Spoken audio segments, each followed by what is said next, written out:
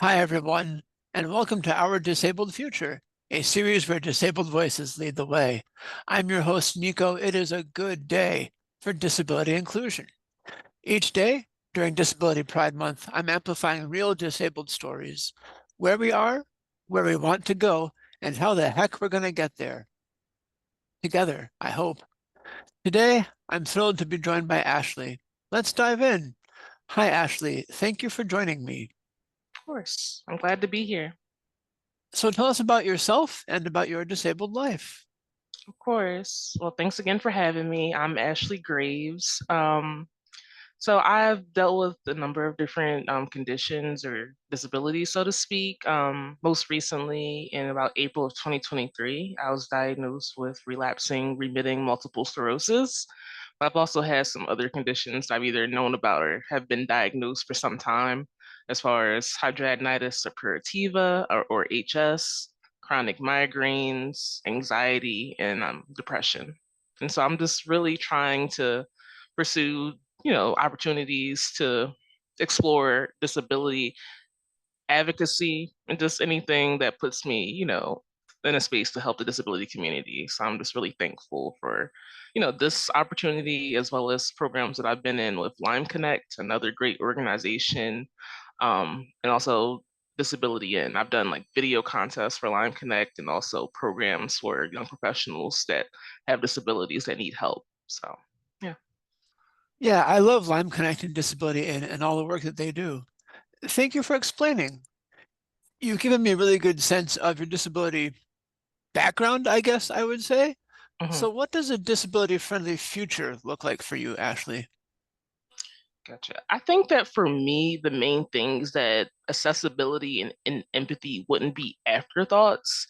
I know for me, one of the most recent things I've heard happening is, from the current administration is removing the LGBTQ centered, suicide, lines, people that are affected to that having access. And I just think it's kind of deplorable, like mental health. And I wish that people had empathy and could understand the need for targeted approaches for different disabilities, including mental health.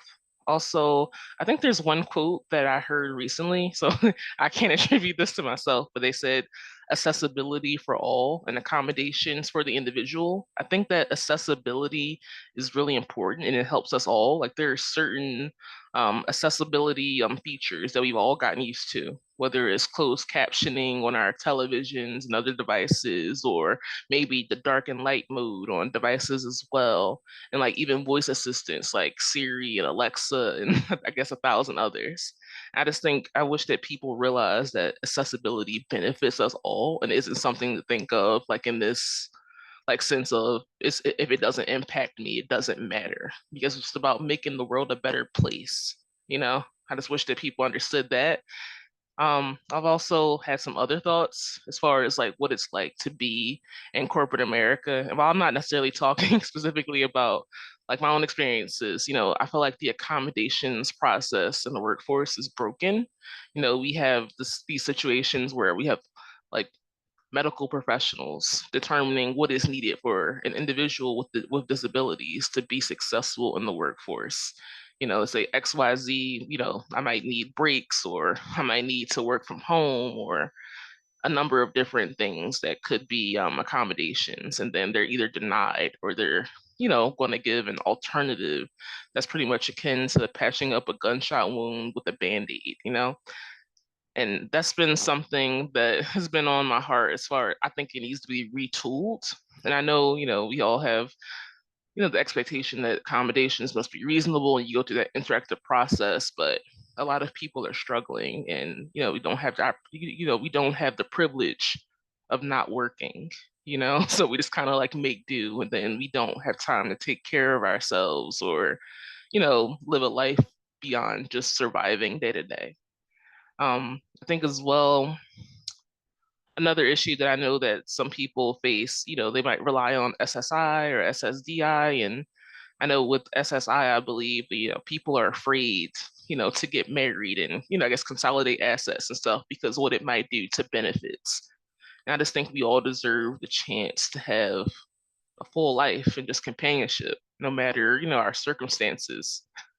And then I think lastly, just like going back to, I guess, corporate America type stuff, like just the employment disparities. Like if you look at the unemployment rate and also the labor force participation rate for people with disabilities and without, you can kind of see how, you know, more of us are unemployed and we're not able to participate in the workforce. And it's just sad that there aren't, enough resources going to change that and move that in the other direction. Thank you so much. I really want to echo what you were saying about how accessibility tends to benefit more people than you would think. Things like closed captioning have indeed become staples of our entertainment systems and everything like that. And yeah, absolutely. It is really discouraging to see census data around disability and unemployment, and then it makes sense why so many disabled people are working freelance or trying to make it or not as an influencer and things like that. Yes, 100%. You've really gone into detail about what a disability-friendly future looks like, and how do we get there, do you think? What strategies do we use?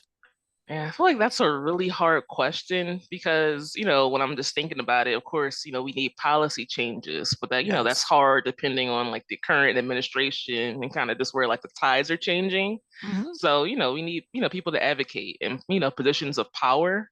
And I think like just to add to that, we also need people with disabilities or even people willing to be educated about it or have loved ones that are affected by disability, that can make the change happen, whether it's people in government or politics, executive leadership and boards. Like, I think I was reading recently, I can't remember the exact source, it was like saying that only 11% of companies, have like someone with a disability, in their board of directors, which is kind of insane if you just realize like the amount of power that they have and influence. Thank you. Again, I really love all these facts and figures you're throwing at me. I'll probably repeat them somewhere down the line. All right, Ashley, as our time together draws to a close, I want to give you a chance that you and I, as disabled people, so rarely get, and that is a chance just to brag about yourself. Something cool you've done recently, or maybe there's something you're still working on. If you want to grow an online following, where can we find you? Just this is your chance to be your own cheerleader. Let's hear it. Gotcha. Sounds great. Thank you. So you can follow me on LinkedIn. I think that's the best like professional network I have. Just find me at Ashley Graves, and then I'm also available on Tableau Public. That's like a data visualization platform online. So I'm looking to post more on there now, as well. But I've been featured there before as a Tableau Public featured author, and done stuff like that. Yeah, so I think that's like the majority of stuff. I wish I had, somewhere I'm getting back into, writing poetry and stuff like that, but nothing really to share, but soon to come. Yeah. Thanks for doing that self-care for yourself. And I'm happy to put those links in our video description when this goes live. Thank you. Of course. All right, folks, tune in next time. Remember, this is our disabled future, and we're building it one day at a time together. Wherever you go, whatever you do, I'm rooting for you, and I can't wait to see what you do next. Bye.